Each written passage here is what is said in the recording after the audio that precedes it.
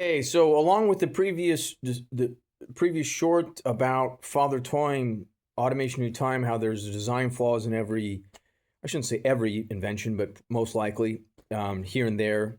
An example might be the invention of the clock itself, the non-digitized one, the manual-made clock, one could say, pun intended.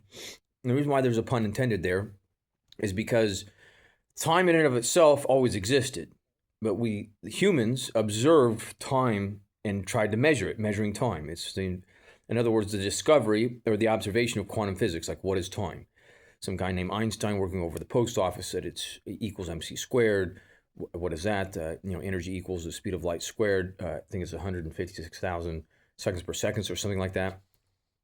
And there's airplanes that actually break the sound barrier nowadays. Believe it or not, Mach 1, Mach 2, Mach 3, Mach 4. I think they have up to Mach 5 or Mach 6, just depending on various apparatus. And in particle accelerators, the particles themselves travel much faster than that, from what I understand.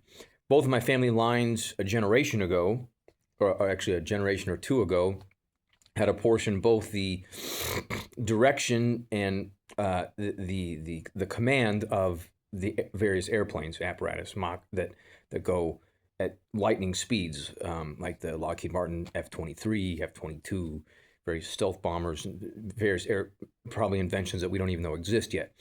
Some of them on my mother's line worked at Sandia Labs, New Mexico. My father's line, Lawrence Livermore Labs, in the context of particle accelerators. With that being said, in light of quantum physics, there's a website that discusses time and calendars.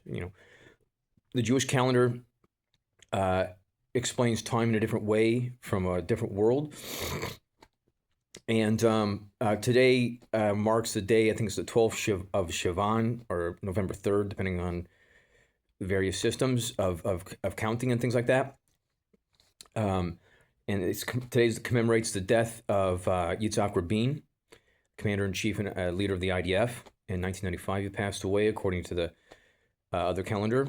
And believe it or not, my grandfather Manny, potentially, I can only postulate, I don't really know, being a chief master sergeant of the U.S. Air Force during that time period, basically, would have been, I'm not going to say outrank him, but it basically be above Yitzhak Rabin in the level of warfare tactics and strategy and telling them what to do, believe it or not. So anyways, with that being said, Baruch Hashem.